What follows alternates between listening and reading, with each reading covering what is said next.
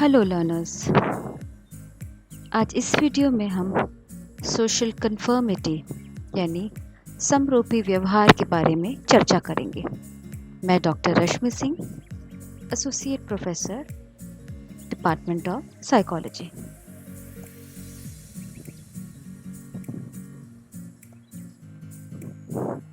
So, what is conformity?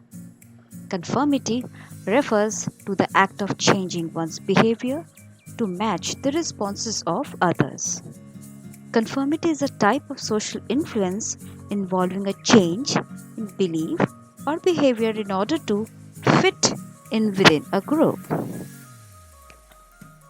पिछले video में हमने सामाजिक प्रभाव को देखा। प्रत्येक व्यक्ति किसी न किसी समूह का समाज का अंग होता है। वह समूह उस व्यक्ति के ऊपर अपनी गहरी छाप डालता है। वहाँ प्रचलित व्यवहार एवं विश्वास का जो पैटर्न है या जिसे हम सामाजिक मानक भी कहते हैं, वे मानक हमें गहराई तक प्रभावित करते हैं। ग्रुप के अकॉर्डिंग ही अपने बिहेवियर, एटीट्यूड और बिलीव्स को चेंज करना या मैच करना ही सोशल कन्फर्मिटी कहलाता है। सोशल कन्फर्मिटी को डिफाइन करते हुए अनेक साइकोलॉजिस्ट ने अपनी अपनी डेफिनेशन दी है, जिसमें महत्वपूर्ण वॉर्चल और कूपर की डेफिनेशन कहती है कि अनुरूपता एक ऐसा व्यवहार है जिसके सहारे व्यक्ति समूह दबाव के सामने झुक जाता है, हालांकि उसकी व्यक्तिगत अनुभूतियां दूसरे ढंग से विचार करने की हो सकती हैं। वहीं किस्लर और किस्लर 1969 कहते हैं, वास्तविक या काल्पनिक समूह दबाव के कारण समूह के प्रति व्यक्ति के व्यवहार या विश्वास में परिवर्तन को ही अनुरूपता कहते हैं। The change in the response to the real or imagined pressure of social norm or expectations of a group is defined as social conformity. So, this is the conformity because sometimes the only way to stand out of the group is to make a complete ass of yourself. So, it's better you conform, According to Kelman 1954, there are 3 levels of conformity. First is compliance. The another one is identification. And the third one, internalization. Now have a closer look on this. Compliance यानी अनुपालन। यह अनुरूपता का पहला स्तर है। मुख्य बात यह है कि यहाँ पब्लिक बिहेवियर में तो चेंज नजर आएगा, लेकिन प्राइवेट बिहेवियर में कोई चेंज नहीं होता है, because the change is temporary. जैसे ही ग्रुप वहाँ से मौजूद नहीं होता, व्यक्ति अपने स्वतंत्र व्यवहारों को जारी रखता है। आइडेंटिफिकेशन या तादात्म्यकरण। तादात्म्यकरण का अर्थ है ग्रुप के मेंबर्स के बिहेवियर के साथ अपने बिहेवियर को चेंज करना। For example, conformity in clothing और मेकअप और ड्रेसिंग। मुख्य बात यह है कि यहाँ पब्लिक बिहेवियर और प्राइवेट बिहेवियर दोनों ही चेंज होता है, लेकिन change duration is short and that too only in the presence of group. As soon as the person does not remain the member of the group, the identification behavior also vanishes. And the third one is internalization, यानी अंतःकरण। अंतःकरण नाम से ही स्पष्ट है, यह एक आंतरिक व्यवहार है जिसमें व्यक्ति अनुरूपी व्यवहार को अंदर से स्वीकार कर लेता है। उसके प्राइवेट और पब्लिक बिहेवियर में कोई चेंज नहीं होता और व्यवहार में यह पैटर्न में चेंज परमानेंट होता है। Now let us see the types of conformity. According to Deutz and Gerard 1955, there are two types of conformity. The first one is informational and the other one is normative social conformity. In the normative conformity, the change in behavior is yielded to group pressure just because a person wants to fit in within the group. Conforming because the person is scared of being rejected by the group. And this type of conformity usually involves compliance. Informational conformity. This usually occurs when a person lacks knowledge or the information and he looks for the group for assistance. Or when a person is in an ambiguous or unclear situation and he compares his behavior with the behavior of the group members. This type of conformity usually involves internalization behavior, where a person accepts the views of a group and adopts them for long-term duration. There are three types of reactions to the group pressure. The first one is conformity, other one is anti-conformity. Here, the person reacts just in the opposite direction of the group member behavior. And independence, where the person does not really care about the group and he goes with his own personal decisions. Further, I am attaching a very small, short and interesting video which has been created by National Geographic, which shows the brain games conformity waiting room experiment, which shows how a person learns the conformity behavior. Let's watch this small video. We set up a hidden camera experiment to see if this woman would stand up at the sound of this tone, simply because everyone else is. You might be thinking you'd never go along with this. Or would you?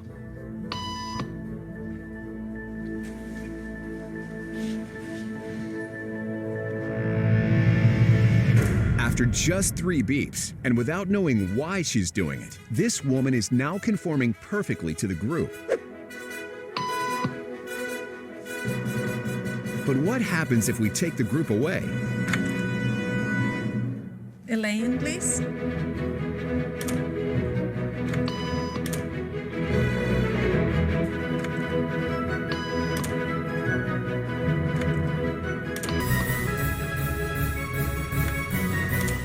Okay, now she's alone. The crowd is gone and nobody is watching her, except our hidden cameras. What do you think she'll do?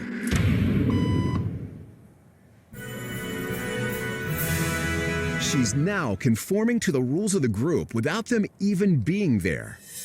Now, watch what happens when we introduce another outsider who doesn't know the rules.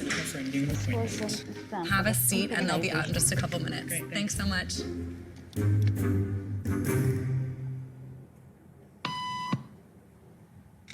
Now the girl is a social norm here, exhibiting the social norm to stand with the beat with this guy in the application. Everybody was doing it, so I thought I was supposed to. Think she'll teach the new guy what to do?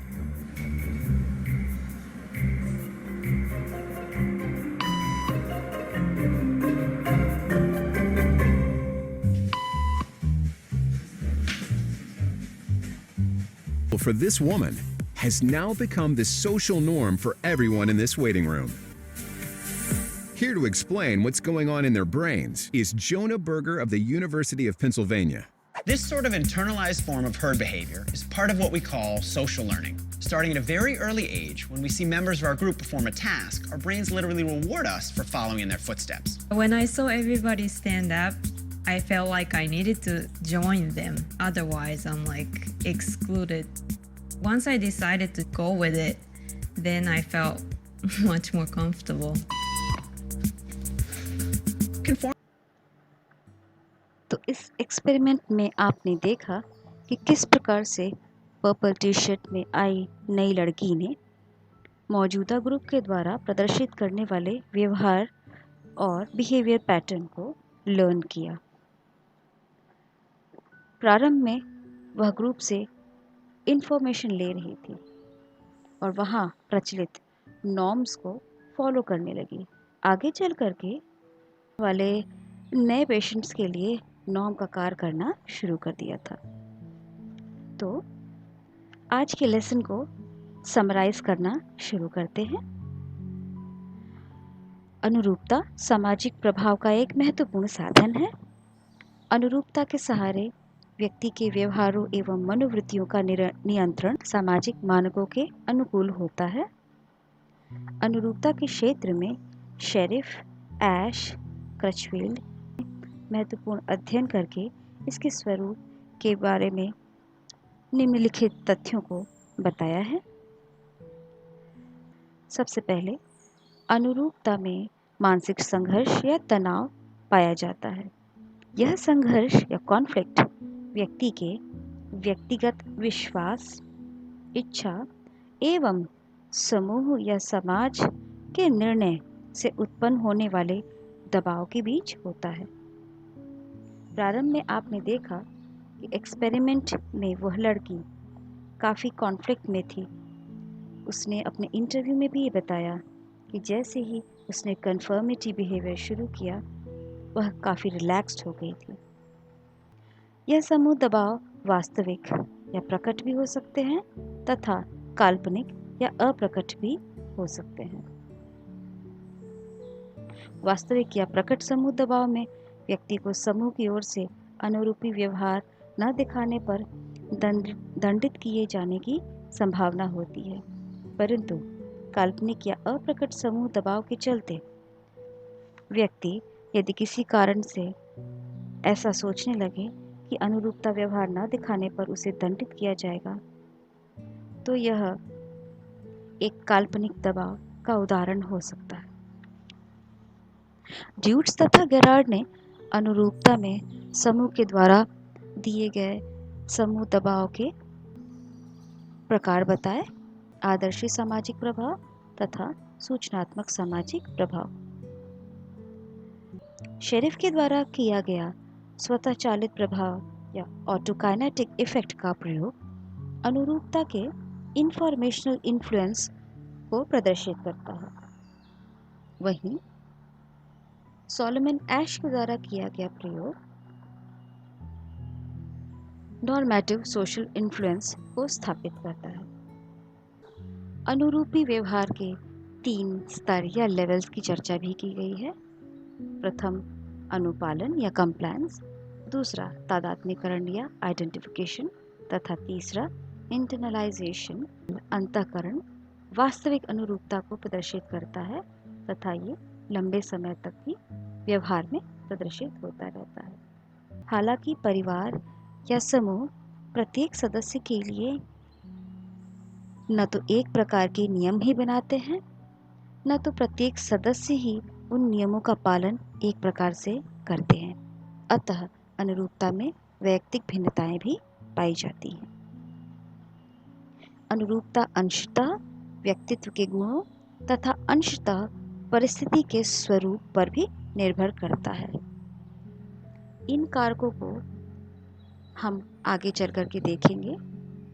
ऐसे ही और भी अनेक कारक होते हैं जो एक व्यक्ति के द्वारा धारित किए गए अनुरूपी व्यवहार को प्रभावित करते हैं। Here are some practice questions for you with which you can prepare your chapter. Some references and suggested readings.